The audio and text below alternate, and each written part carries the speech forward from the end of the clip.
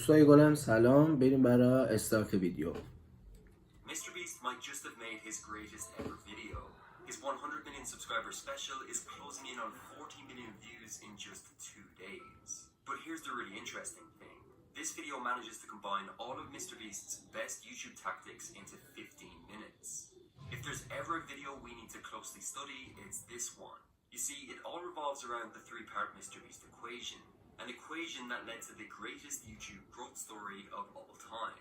And it starts with part 1, aiming for perfect retention. We all know that Mr. Beast is a master at keeping people watching from beginning to end. He constantly talks about his obsession with video retention. If I'm talking to this camera and you're not cutting it for too long, that's boring, you'll lose retention. But if I talk and you cut to that angle while I'm talking and come back, and you know, it helps it. But people often make the mistake of thinking that this is just about having lots of cuts and talking really fast. There's a lot more to it than that. Let me show you why this is the perfect video intro.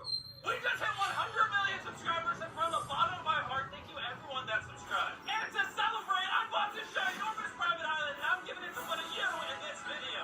So I brought 100 of my subscribers to compete in 4 extreme challenges. Last one standing wins this island. The first challenge is simple. First 50 people to start a fire and light their torch, move on. Begin! Now sure, of course, it is relentlessly fast. In fact, in these opening 20 seconds, there was a visual change every 1.1 seconds. Mr. Beast knows that by front-loading the video with this much stimulus, it's very hard to feel bored and get distracted. But a very smart thing he does in his intros is establish scale. For example, in this shot he starts with the camera zoomed in on him and then zooms back to reveal the entire island. A few seconds later he shows the scale of all 100 contestants in a line. These are called establishing shots, and Mr. Beast uses them for 2 purposes. To set the scene for the video, but also to wow the audience with the size of the production. He wants this to feel big, because it is. If you look at a typical retention curve, people usually start to hold attention when the first challenge or storyline begins. So Mr. Beast starts the first challenge after 17 seconds. He could have shown more of the island or given more explanation, but he always prioritizes retention. He actually puts a tour of the island after the first challenge is finished. Nearly every video Mr. Beast has uploaded has an intro formula like this. Open fast, establish scale, and transition to first challenge. However, after the intro is where a lot of YouTubers encounter a problem. The rest of their video just can't match the energy. We can visualize a lot of YouTube videos with this energy graph. The video starts high with tension and energy, but then drops off and only starts to peak again towards the end. If you go through the island video, it looks more like this. Every few minutes, Mr. Beast creates tension in the storyline with his challenges. This makes it hard to skip forward or leave the video. Constant tension is always built in. He also uses the contestants to help reinforce his storylines. Pay close attention to this scene, because it's really smart. Assume you saw the video. Okay, well this one's a little different. Only the first 20 to step on the red line or cross it, move on, okay? The red line, that's all we're thinking about. 20 people. This guy was used to emphasize the challenge. He basically repeated what Jimmy said to make sure you know what's happening. However, the magic of Mr. Beast is there is a clear strategy behind his videos, but they never feel too polished. Sometimes that's just about leaving in an organic moments like this.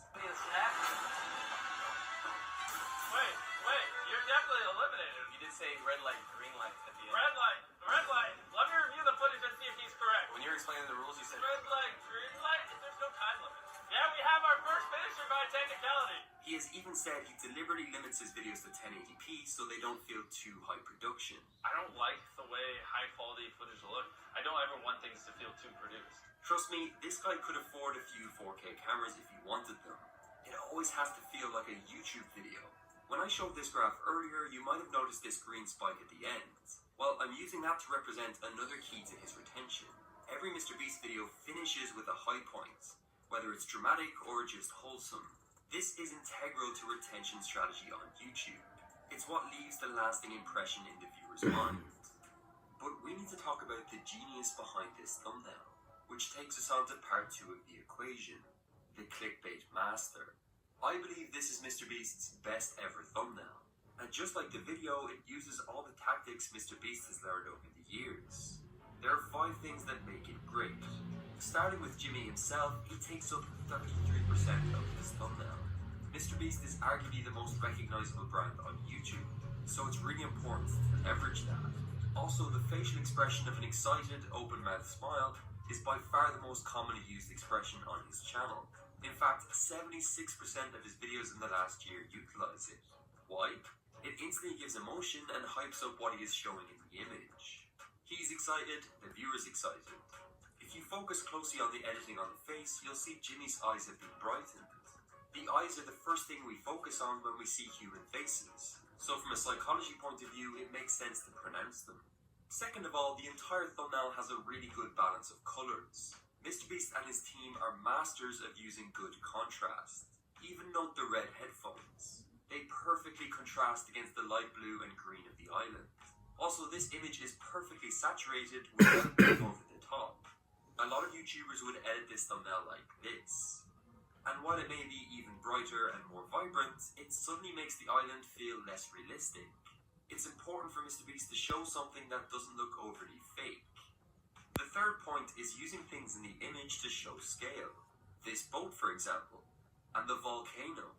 Just like in the actual content, Mr. Beast wants to show off how big this video is. The micro details are where things get really interesting. The roller coaster, the Beast Burger building, and the giant gold statue make the island feel even more luxurious. But they are also a subtle way of adding more brand. My favourite part of the thumbnail is the figure parachuting down to the island. It's very smart because it both reaffirms the scale, but also adds a bit of extra intrigue. You're left wondering, who is that and will he or she land? The fifth thing that makes all Mr. Beast thumbnails great is simplicity. If we zoom out on this image, it's still very easy to work out what's happening. Thumbnails should be instantly understandable at any size. So now we have part 1 and part 2 of the equation, but none of this would work if it wasn't for part 3, video financing. And this isn't as simple as you might think. You see, often Mr. Beast is portrayed as this crazy kid who's on the brink of going broke. But here's 2 things that make these expensive videos possible. Firstly, Mr. Beast is actually a very effective salesman. Watch his merch plug in this video. This is our first and maybe only merch drop of the entire year. We filmed a Mr. Beast video that will never be uploaded to the public. Just buy either item and we will email you a link to watch the video. You have 7 days. Let's go see what's yet. He basically has a sales formula. He mentions the merch is exclusive, gives the free video as an additional incentive, and makes the drop time specific. This is textbook sales. Now, just before we mention the second and possibly most important factor behind his business model, there's something else we need to mention when it comes to financing. Creators like Mr. Beast have actually begun selling some of their older videos. This is often called back catalog licensing, and the company making this possible is today's sponsor, Spotter. Here's how it works. Spotter gives you upfront cash now in exchange for future ad revenue on your back catalog of videos. You can use the money however you want, whether it's hiring an editor and growing your team, or even just saving it yourself for peace of mind. On their website, Mr. Beast said he used the money to help fund his Spanish channel. You maintain full ownership of your channel and all your future revenue. It's a simple trade for your old videos with nothing to pay back ever. Spotter have already deployed over $550 million to hundreds of creators, including the likes of Mr. Beast, Dude Perfect, and many more. So if you're a YouTuber who's interested in how much your old videos could be worth, visit spotter.com/Paddy, link down below. So what is the second thing that ties everything together? Mr. Beast's business is mission driven. In terms of content, Jimmy obsesses over making the perfect video. In terms of money, Jimmy has a deep-rooted desire to help those in need. These 2 missions make every video mean more than your average creator. And speaking of this, I'm going to donate 5 cents to Mr. Beast Philanthropy for every subscribe this video gets. So you can do your good deed for the day by scrolling down and hitting that red button. Thanks for watching.